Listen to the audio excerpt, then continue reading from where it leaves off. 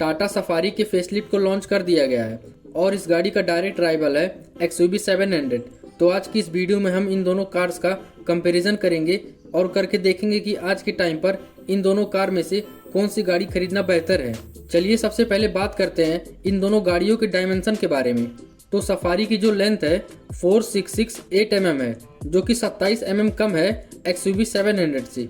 Width जो है 1922 mm है, जो कि 32 mm ज़्यादा है XUV 700 से। हाइट जो है 1795 mm है, जो कि 40 mm ज़्यादा है XUV 700 से। और जो व्हील बेस है 2741 mm है, जो कि 9 mm कम है XUV 700 से। मतलब कि सफारी लंबाई में XUV 700 से कम है, लेकिन ऊंचाई और चौड़ाई में XUV से ज़्यादा है। रही बात व्हील बेस की, तो बहुत माइनर सा डिफरेंस है दोनों का, लगभग बराबर ही है। कैबिन स्पेस की बात करें तो फर्स्ट रो और सेकंड रो में दोनों ही गाड़ियों में आपको लगभग बराबर स्पेस मिलता है। फिर चाहे हम बात करें शोल्डर रो की, नी रूम की या फिर हेड रूम की, लेकिन बात आती है थर्ड रो की, तो थर्ड रो के मामले में सफारी XUV 700 से कुछ मामलों में बेहतर है, जैसे कि हेड रूम और नी रूम। मतलब कि वैसे दोनों ही गाड़ियों की थर्ड रो में अडल्ट कंफर्टेबली नहीं बैठ सकते हैं ज़्यादा लॉन्ग रूट के लिए। लेकिन अगर कंफर्ट का कंपैरिजन किया जाए तो सफारी में कंफर्ट ज़्यादा मिल जाता है XUV 700 के कंपैरिजन में। बूट स्पेस की बात करते हैं तो यहाँ पर सफारी XUV 700 से पीछे रह जाती है। अगर सफारी के तीनों रो को अप कर देते हो, अनफोल्ड कर देते हो, तो मात्र 73 लीटर का ही बूट स्पेस बचता है, जहाँ पर आप नॉर्मल बैग ही केवल रख पाओगे।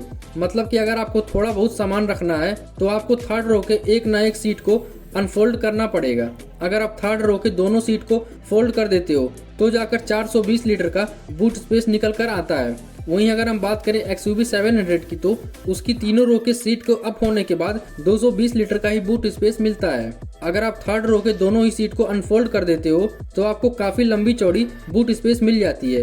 अब अगर फ्यूल टैंक कैपेसिटी की बात करें तो सफारी में आपको 50 लीटर का मिलता है, जो कि लगभग 10 लीटर छोटा है XUV 700 से। ग्राउंड क्लियरेंस दोनों ही गाड़ियों का बराबर है, 200 mm दोनों ही गाड़ियों में मिल जाता है। तो आगे बढ़ते हुए इंजन के बारे में बात कर लेते हैं। सफारी में आपको सिंगल इंजन का ऑप्शन मिलता है, 2 लीटर का टर्बोचार्ज डीजल इंजन, जो कि आपको लगभग 167 bhp की पावर जनरेट करता है और 350 न्यूटन मीटर का टॉर्क मिल जाता है।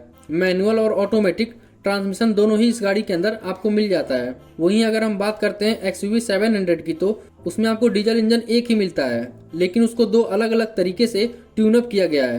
पहला है 2.2 लीटर टर्बोचार्ज डीजल इंजन, जो कि लगभग 197 bhp की पावर जनरेट करता है और 360 न्यूटन मीटर का टॉर्क मिलता है आपको इस इंजन में। मैनुअल ट्रांसमिशन भी मिल जाता है। तो अगर हम इन इंजन की कंपैरिजन करते हैं सफारी में मिलने वाले इंजन से, तो ये 29 bhp ज़्यादा पावरफुल है और 10 न्यूटन मीटर का टॉर्क भी ज़्यादा जनरेट करता है।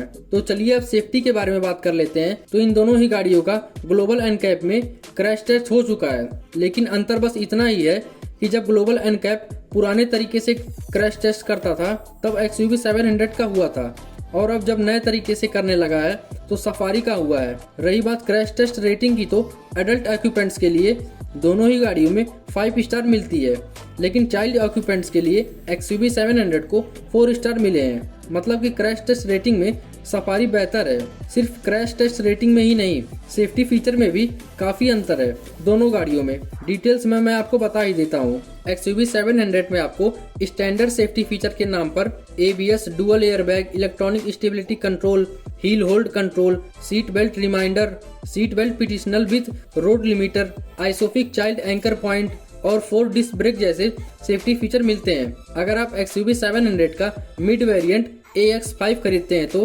आपको इन सभी फीचर के अलावा 4 एयरबैग भी मिल जाता है। अगर आप इसका सेकंड टॉप वेरिएंट AX7 खरीदते हैं तो आपको एडास और 6 एयरबैग मिल जाता है। अगर आप इसका टॉप वेरिएंट खरीदते हैं तो आपको इन सभी सेफ्टी फीचर के अलावा ब्लाइंडिंग व्यू पॉइंटर और नी एयरबैग भी मिल जाता है। वहीं अगर हम सफारी में मिलने वाले स्टैंडर्ड सेफ्टी फीचर के बारे में बात करें तो इसमें आपको ABS, 6 airbags, EBD, Isofix child seat anchor point, electronic stability control, hill hold control, traction control, roll over mitigation, corner stability control, brake disc wiper, after impact braking, seat belt reminder for all seat और 4 disc brake जैसे feature standard में मिल जाते हैं हर किसी variant में। और अगर आप इस गाड़ी का सेकंड टॉप वेरिएंट लेते हो तो आपको इन सभी फीचर के अलावा 7 एयरबैग और हील डिस्टेंस कंट्रोल जैसे सेफ्टी फीचर मिल जाते हैं। अगर आप सफारी का टॉप वेरिएंट खरीदते हो तो आपको एडास भी मिल जाता है। तो आप देख सकते हो सेफ्टी फीचर के मामले में